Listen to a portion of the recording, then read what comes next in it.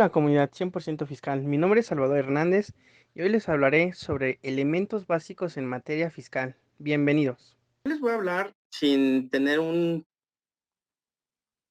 concepto muy técnico y se los voy a explicar de la siguiente manera. El Estado como gobierno no genera economía o no genera dinero por sí solo. Esto lo hace a través o recauda dinero a través de lo que nosotros conocemos como impuestos. Estos impuestos, obviamente, los gobernados, no, como nosotros como personas físicas o como personas morales, como son las empresas, nos los hace cobrar a través, obviamente, de impuestos para que así para que así el gobierno o la administración pública pueda solventar tanto sus gastos económicos internos en su misma administración y también en nuestra administración pública, como pueden ser gastos de servicios públicos, como agua, luz, electricidad, entre otros. Bueno, realmente esta pequeña capacitación va enfocada a las empresas o a las personas morales y lo vamos a dividir en dos tipos de impuestos. El primero que son impuestos federales y los segundos son los impuestos locales que recauda el Estado como gobierno. Los impuestos federales que les va a hacer efectivo a las empresas o a las personas morales es el ISR, el IVA, y como otros impuestos adicionales es el IEPS y el ISAN, impuestos al comercio exterior, de importación y de exportación. Los impuestos locales eh, son los que cobra cada estado en particular, como es el impuesto predial, impuestos sobre la nómina, impuestos por las prestaciones de servicios de hospedaje, impuestos sobre tenencia local, impuestos sobre impuestos sobre diversiones y espectáculos públicos y cualquier otro impuesto que dependiendo de la ubicación de la empresa cobre cada estado en particular. Bueno, aquí vamos a entrar un poquito que es el ISR y es el impuesto que debe pagar una empresa por las utilidades fiscales obtenidas en la operación de sus negocios. Eh, para que el ISR se pueda hacer efectivo se necesita de ingresos para que se necesitan considerar algunos tipos de ingresos, como por ejemplo, para efectos de este impuesto, las empresas deberán sumar sus ingresos obtenidos durante el año por los conceptos siguientes: por ventas propias de su actividad, que son aquellas que normalmente realiza la empresa para la cual fue creada. Y hay otras ventas adicionales que no son propias de la actividad de la empresa, que también deben de sumarse a estos ingresos. Y como otras formas de obtener ingresos es en efectivo cuando son cobradas al momento de realizar las operaciones en dinero, en bienes, cuando son cobradas mediante, obviamente, bienes, en servicios cuando son cobradas por la prestación de un servicio, y en crédito cuando son cobradas en fecha posterior después de realizar la operación. Aquí, bueno, vamos a hablar un poquito de las deducciones que pueden restar de los ingresos. Entre una de ellas es el costo de lo vendido, es el costo de la producción o adquisición de los artículos vendidos que generan los ingresos reportados de las ventas. Y también las inversiones, que son aquellas adquisiciones que hace la empresa por activos fijos, son bienes que se desgastan por el transcurso del tiempo y se adquieren única y exclusivamente para el desarrollo de las operaciones de la empresa y no para ser vendidos. También encontramos que gastos y cargos diferidos son activos intangibles presentados por bienes o derechos que permiten reducir costo de operaciones o mejorar la calidad o aceptación de los productos comercializados por las empresas, así como usar, disfrutar o explotar bienes por un periodo limitado inferior a la duración de la actividad de las empresas o por un periodo limitado que dependerá de la duración de la actividad de la empresa. Los gastos también pueden restarse a los ingresos. Son todos aquellos pagos hechos por la empresa, los cuales son necesarios para realizar la operación normal de sus actividades, las cuales son diferentes a las compras e inversiones. Hay otras deducciones que que se reciban, así como en los descuentos y bonificaciones que se otorguen en el año con conceptos que disminuyen a los ingresos.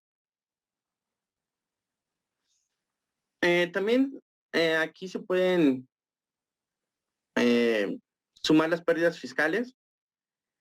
Cuando en un ejercicio fiscal las deducciones autorizadas superan a los ingresos, resulta una pérdida fiscal. Es decir, las empresas no siempre generan utilidades, por lo que en un año una empresa puede obtener una utilidad o una pérdida.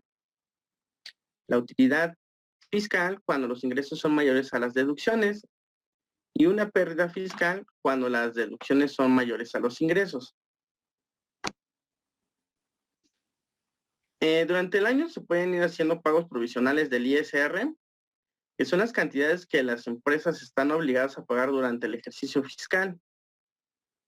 Esto lo pueden hacer mensualmente o anualmente, a cuenta del impuesto anual, por lo que su declaración anual deberá disminuirlas del impuesto que determine. Esto siempre y cuando, pues, cada empresa lo puede manejar a su gusto, ¿no? Pueden ir haciendo el pago provisional mensual o anualmente. Eh, en cuanto a la presentación de las declaraciones, la presentación de las declaraciones de pagos provisionales de las empresas deberán efectuar en forma mensual a más tardar el día 17 del mes inmediato posterior a aquel al que corresponda el pago. Sin embargo, en ciertos casos también podrá ser presentadas a más tardar el día siguiente, como se señala en la siguiente tabla. Si podemos observar, eh, esto va a depender del sexto dígito numérico de la clave del RFC y les va a dar como fecha límite de pago. Puede ser un día, 2 días o 3 o hasta 5 días como máximo después del día fijado como para pago, ¿no? Pero digo, perdón, para la presentación de la declaración.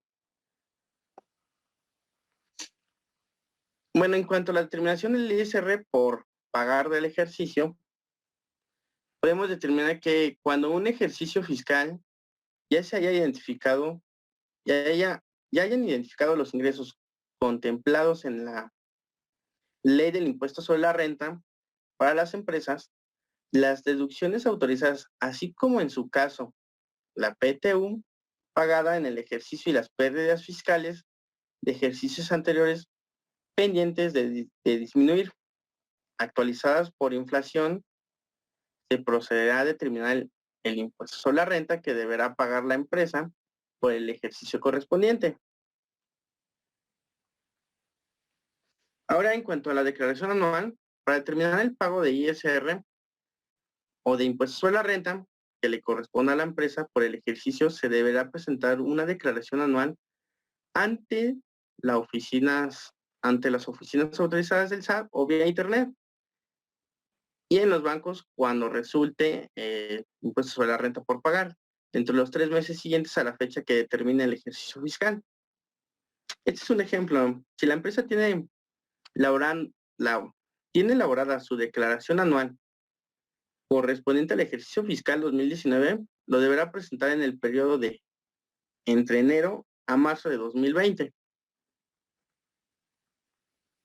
En cuanto al pago de utilidades a socios, cuando la empresa distribuye utilidades, que son sus dividendos, a sus socios, se puede causar un impuesto sobre la renta a su cargo o a su corporativo. Esto dependerá del tipo de utilidades que se distribuyan con base a la siguiente. Utilidades provenientes de las CUFIN con utilidades que ya pagaron el impuesto y no tienen pendiente de pagar ninguna cantidad de ISR. al momento de su distribución. Utilidades que no provienen de la fin son utilidades que no han pagado ninguna cantidad de ISR, por lo cual tienen pendiente de pagar el 30% durante el 2019, al momento de su distribución. Bueno, vamos a hablar de otro impuesto que es el impuesto al valor agregado. El impuesto al valor agregado es un impuesto general e indirecto que se genera cada vez que se compra algún bien o servicio, con algunas excepciones, y grava todo valor que se agrega a las mercancías en su proceso de producción. Esto hace que mediante la figura de la traslación, por lo cual el sujeto del impuesto no sufre pérdida económica en virtud del impuesto, pues, pues lo traslada a quien presta un servicio o le vende un bien. Así, quien carga con el impuesto es el consumidor final.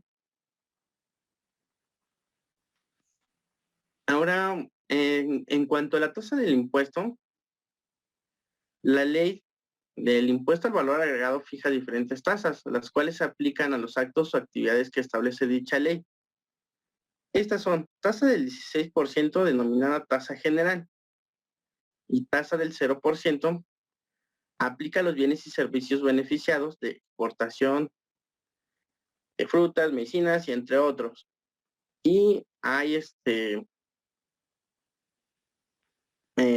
tasas exentas, actos o actividades, obviamente que no causan un impuesto, que entre esas están libros, espectáculos públicos, que no, que no son sujetas a aplicarles este impuesto.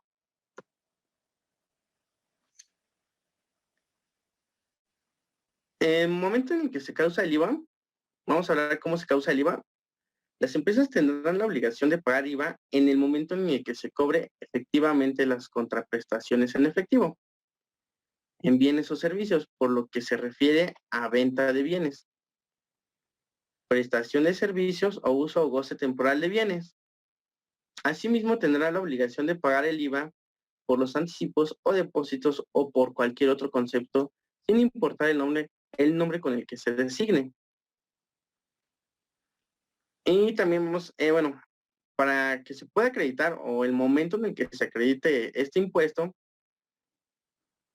para que exista una congruencia entre el momento en el que se causa el IVA y el acreditamiento de dicho impuesto, solo procederá cuando el impuesto trasladado a la empresa haya sido efectivamente pagado.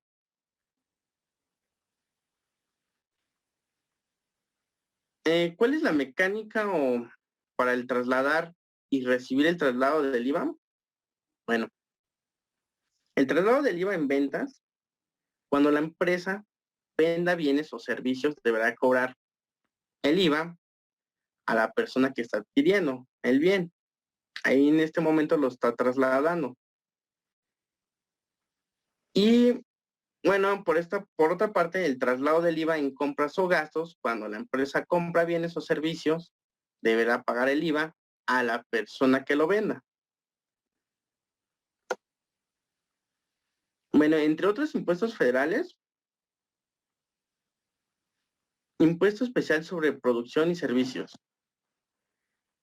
Este impuesto grava la venta en el territorio nacional e importación de determinados bienes o prestación de servicios relacionados con ellos, tales como en la enajenación de importación de bebidas con contenido alcohólico, cigarros, combustibles automotrices, bebidas energetizantes, bebidas saborizadas, combustibles fósiles y plaguicidas.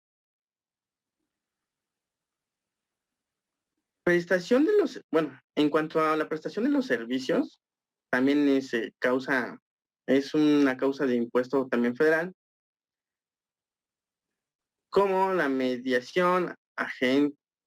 comisión, mediación, agencia, representación y correduría, consignación y distribución con motivo de la enajenación de los bienes señalados en el punto anterior, excepto las que realizan personas diferentes a los productores de tabaco, de tabacos elaborados, combustibles automotrices, bebidas saborizadas y combustibles fósiles. Realización de juegos con apuestas y sorteos y los que proporcionen en su territorio nacional a través de una o más redes públicas de telecomunicaciones. Cualquier duda o aclaración, escríbenos en nuestras redes sociales. Capacitando para el futuro.